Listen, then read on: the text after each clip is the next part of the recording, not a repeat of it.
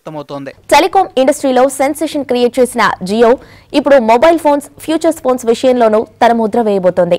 తొందరలోనే 500 రూపాయలకే phone అందించనుందంటూ circuits లో ప్రచారం జరుగుతోంది.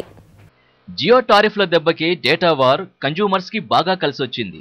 అది చాలదన్నట్టుగా తిరిగి ముఖేష్ అంబానీ ప్రత్యర్థులకి మరో షాక్ ఇవ్వబోతున్నారట. స్మార్ట్ ఫోన్ల కేటగిరీలో life, flame, earth, water variants తో 4G టెక్నాలజీని పరిచయం చేసిన జియో ఇప్పుడు ఫీచర్ ఫోన్ల కేటగిరీలోనూ రెవల్యూషన్ తీసుకురానుంది. గత 7-8 నెలలుగా 1500 రూపాయలకే వోల్టీ ఫోన్ రిలయన్స్ తీసుకురానుందనే న్యూస్ చక్కర్లు కొట్టింది. అయితే ఇప్పుడు ఈ ఫోన్ కాస్ట్ 1500 రూపాయలు కాదు, 500 రూపాయలే అని ప్రచారం జరుగుతోంది. జూలై 21తో జియో ఇన్ఫోకామ్ ధన్ ధనాధన్ ప్లాన్ క్లోజ్ అవుతుంది. ఆ రోజే కంపెనీ యాన్యువల్ జనరల్ మీటింగ్ ఉంది. ఆ సమావేశంలోనే ఈ ప్రకటన రావచ్చని అంచనాలున్నాయి. 4G data, VoLTE technology, free కాల్స్తో జియో ఇన్ఫోకామ్ 3 months ఆఫర్స్ ఇచ్చింది. అయితే ఈ మధ్య కాలంలో జియో యూజర్లు దాన్ని తమ సెకండరీ సిమ్ గానే వాడుతున్నారనే విషయం బయటకొచ్చింది. అంటే ప్రైమ్ నెంబర్గా జియోని వాడటం తగ్గిపోయింది. కొత్త కస్టమర్స్ని ఆకట్టుకోవాలంటే ఇంకేదైనా జియో చేయాలి. అందుకే స్మార్ట్ ఫోన్లు వాడని వారు, అంత ఖరీదు పెట్టని వారిని కూడా తన చట్రంలోకి తెచ్చేందుకు జియో ఈ బేసిక్ ఫోన్ ప్లాన్ వేసిందంటారు.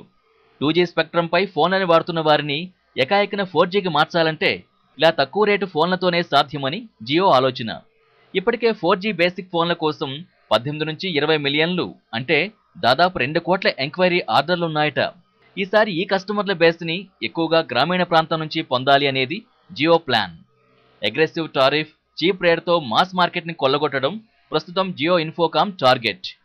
ఇప్పటికీ వడాఫోన్ గానీ, ఎయిర్టెల్ గానీ వోల్టీ టెక్నాలజీనే అందిపుచ్చుకోలేదు. ఈలోపునే తన బేసిక్ ప్లాన్ యూజర్ల విషయంలోనూ పెంచుకోవాలి అనేది రిలయన్స్ అధినేత స్ట్రాటజీ.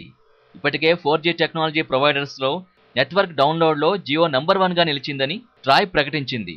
అయితే జూలై 21నే 4G ఫీచర్ ఫోన్ లాంచ్ అవుతుందా అంటే ఖచ్చితంగా చెప్పలేమని, ఎప్పుడైనా తన బేసిక్ ఫోన్ లాంచ్ చేసే సత్తా ఉందని HSBC టెలికాం అనలిస్ట్ రాజు శర్మ చెప్తున్నారు. ఆయన అంచనా ప్రకారం జియో రూరల్ ఏరియాలో తన యూజర్ల బేస్ పెంచుకోవడానికి ఈ కొత్త వేరియంట్ ఉపయోగపడుతుంది. అయితే ఈ ప్రచారంపై జియో ప్రతినిధులు కానీ, రిలయన్స్ ఇండస్ట్రీస్ నుంచి కానీ ఎలాంటి సమాచారం లేదు.